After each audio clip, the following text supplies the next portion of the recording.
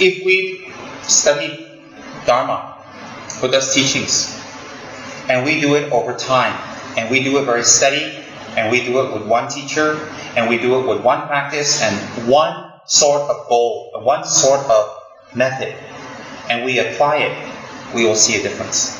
How can I tell you that? Because I saw a very big difference in my mind.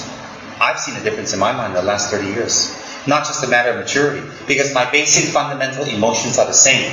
Whether I was, when I was young, if you're young, you're artistic, you're temperamental, you're difficult, you're stable, you're unstable, you're focused, you're unfocused, you're aware, you're not aware. Since you're young up till now, it's basically the same, those emotions. Those fundamental emotions of how you were born basically are the same. So I'm talking about those emotions. Being cooperative with another person, being secretive, being open, direct or not. Those basic fundamental qualities we have has remained pretty much the same since we were a child till now. I'm not talking about experience, education, fashion, or evolvement in how we look, or our hair, or clothes, or where we live. I'm not talking about that. I'm talking about the basic fundamental emotions we have. Has remained pretty much the same since we were a child. So therefore, myself, I have seen a change. I have seen a change in me. When I say I have seen a change in me, my meaning to you is what is religious practice does work. It does.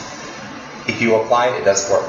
You see, I don't teach Buddhism as a livelihood or as a career. I don't teach it because it's some kind of power game. I don't teach it because I'm going to get respect or love or gifts. I explain it and I teach it because I have dedicated 30 years of my life to it. With its disciplines, with its vows, its practices, its studies, I've dedicated it. You see, with no disrespect intended, when everybody else is out there were pursuing their relationships and fun and themselves and arts and school and money and careers, I didn't have a chance to do any of that. I didn't want to, but I didn't do any of that. So 30 years down the line, I am where I am, and you are where you are because of what we've been chasing for the last 10, 20, 30 years.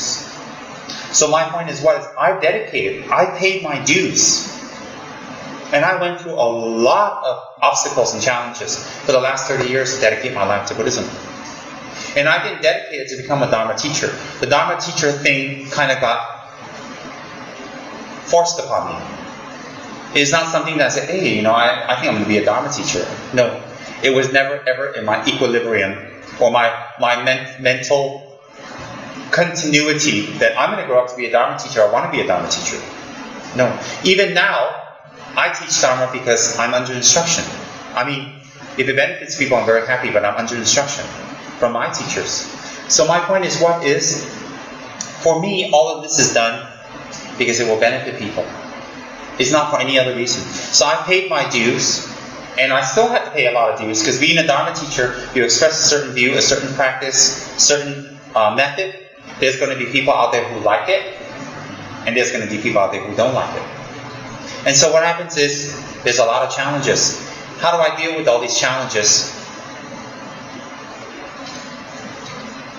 By changing my mind. I'm changing my mind. Because I can't change other people's minds. Buddha couldn't change it. I can't change anyone's views, but I can change mine. So I feel with kindness, I feel with patience, I feel especially with tolerance,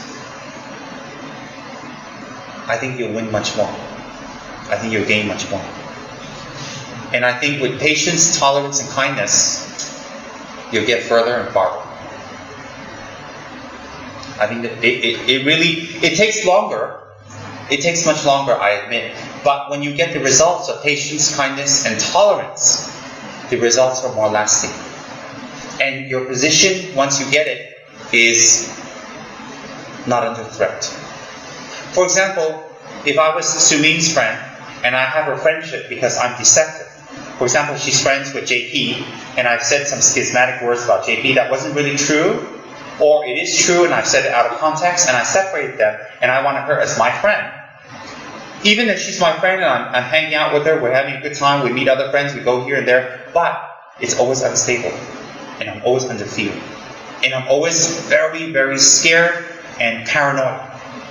When will she find out? And then I'll have to do more things and more things to block her from finding out.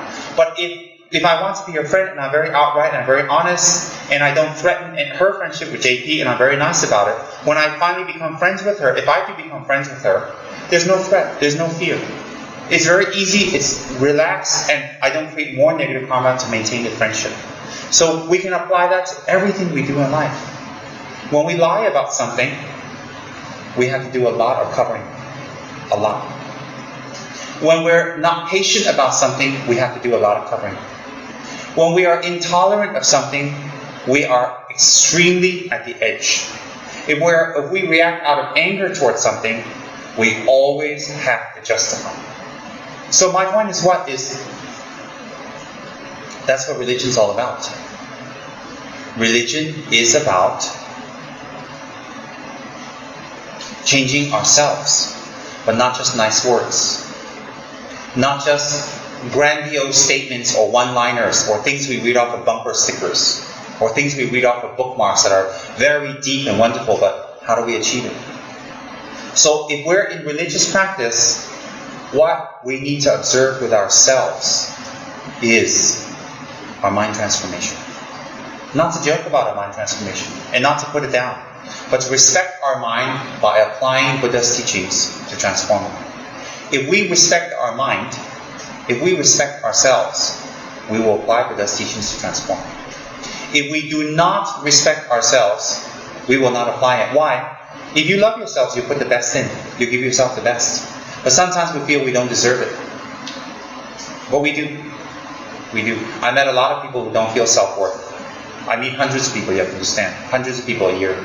They don't have any self-worth, they don't feel it. For many, many reasons. So my point is that when we have a beautiful Dharma Center, and it's been put together by a lot of people's efforts, a lot of people's time, and a lot of people's donations, and to maintain and upkeep it is a lot of work. And that's not just our Dharma Center, that's Dharma Centers all around the world. So if we belong to one Dharma Center, we should feel very lucky that we're not teaching or doing things out of someone's living room, or we're constrained for a licensed place, or we don't have a focused place. We do. We have a Dharma Center, we have a licensed place, it's organized, it's real, it's official, it's clean, it's legal. So what we should do is, what do we do in this Dharma place? We have to increase Dharma. So when we get involved in Dharma activities, when we get involved in Dharma help or volunteering or whatever we do for the Dharma, it is what we're supposed to do when we have a Dharma Center. Why? It increases Dharma. Why does Dharma volunteering and Dharma work help increase Dharma? Because we are with other Dharma friends and other Dharma people, and we're on the same goal, and we feel a closeness, we feel a human relationship, and that helps us very, very much. Wherever we go, we need peer love, peer good pressure, peer support. So that's very, very important. So therefore, in our Dharma Center, just talking good things, praying about good things is not enough. And that's why I thought it was very important for us to do a book club. And the reason we do a book club is that we can read, look at pictures, and study things that come from different traditions and different backgrounds that will help add to our study. And I've heard feedback from a few people, that the book clubs have benefited them very, very much. And that their minds has transformed, and they have learned things, and they have understood things that's benefited them very much. It's an education. And on top of that, I thought, well, the book clubs meet once a month, and how do we speed up the process? And that's how I came up with the concept of having meeting cell groups, and that I would do an experimental type of thing, which is to meet the cell groups and to talk about it, because I would like to very much develop the cell groups. And so the cell groups, cells, C-E-L-L, when you put it all together, it makes one body. So when you break one body apart, it's a cell. So cell groups are part of a large body, and that belongs to KH. So what happens is today's cell group, we've met together, and I'm very happy to meet all of you, and I'm very happy to have this, because I'm doing what I came to do, and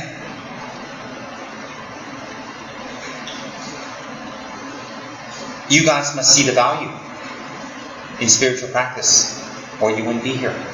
So those who can see value in spiritual practice, They're one step ahead of many other people. Why? Through prayers, this life and previous lives, aspiration, and also through good motivation, one has developed a karma that one can listen to the Dharma.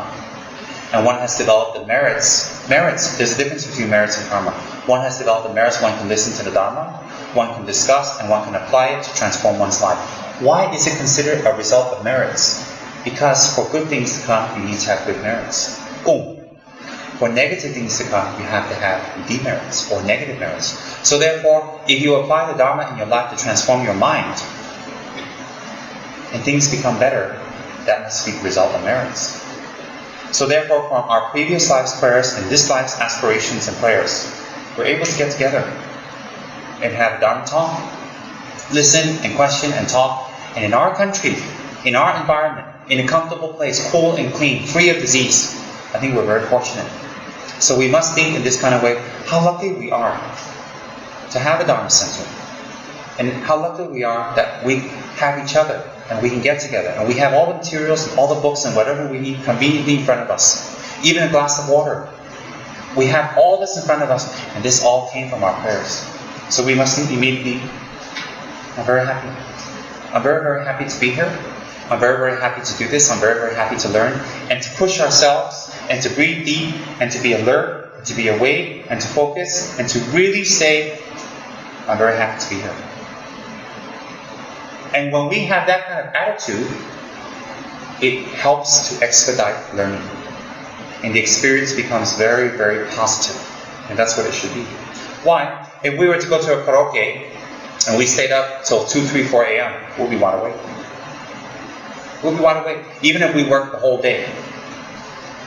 And even if we drink some alcohol and we're singing, we're expending a lot of energy, but we've been up the whole day, we'll be awake. Why? Mindset. Because the mind says, this is going to be fun. This is a break. Oh, I need release.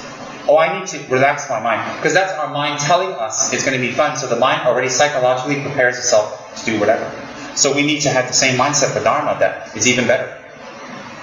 Because I've noticed over the years, for the last 30 years, I've attended thousands of Dharma talks. Thousands. There are Dharma students who are in Dharma talk who fall asleep. But if you take them out of Dharma environment, they're wide awake. They can stay up all night, they can do this and this. But in Dharma environment, they fall asleep. There's a few factors for that. There's a type of spirit that comes along that makes people sleepy when they listen to the Dharma. There's a type of spirit we believe. And they're eradicated by the Heart Sutra. That's one. Second is mindset. Third is merit. When we have merit, when we do good things, we're alert and awake. If we don't have merit, when we do good things, we're sleepy, we're bored. But when we do bad things, we're very awake. So the collection of merit is very, very important in any activity. So a different situation with different people. There were times in the past that I was slightly sleepy during teachings, but mostly not. Mostly during teachings, I'm quite alert and awake. And you have to understand, our teaching and receiving teaching situations in a monastery is so different than here. Hundreds of us gather. We wear our robes, which is very, very hot. I'm not complaining. I'm just giving you fact, 14, 15 meters. And when we go for teachings, or especially oral transmissions, they last 8 to 10 hours a day, and you can go on for a month, every day. And you have to be sitting 8 to 10 hours a day with 2, 3 bathroom breaks. And if you drank a lot of tea or you drank a lot of water before you went for teachings, you'll be holding your urine for a long, long time. And so it's very hot. There's no air conditioning anywhere in the monasteries. And when we have the teachings in summer sessions, when you just look at the monastery, when you look at the air is like, it just goes like that. I don't know what it's called. Like a mirage, because it's so hot and you're in robes and you're sweating. You're like, but you have to focus. You have to focus. That's why you can't miss the teaching. So we went through thousands of hours of that, thousands and thousands. Here, it's cooling. It's pleasant, it's nice, we're able to take a break, we're really quite loose, it's a small crowd, so there's no reason to be sleepy. There's no reason to be tired and exhausted. There's no reason for us. Why? Say that I was working the whole day, Rinpoche, you're sitting in your room sleeping. Not true. In the monasteries, we're working the whole day too. Some monks go work in the field the whole day, in the hot sun, while majority of the monks, because they have to cultivate their own rice, and after that they go in for teachings.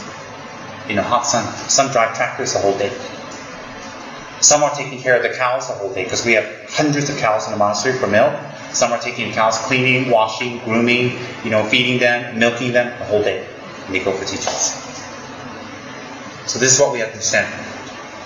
So this one I let you know now is to make us appreciate the Dharma, appreciate what we're able to do, to deeply from our heart appreciate it. When we deeply from our heart appreciate it and happy to do it, the mindset is already different. When the mindset's different, the teachings and information go in much easier. When the teachings and information go in much easier, we have the tools to apply for transformation. So it's all connected. Alright, I want you guys to think about that for a minute.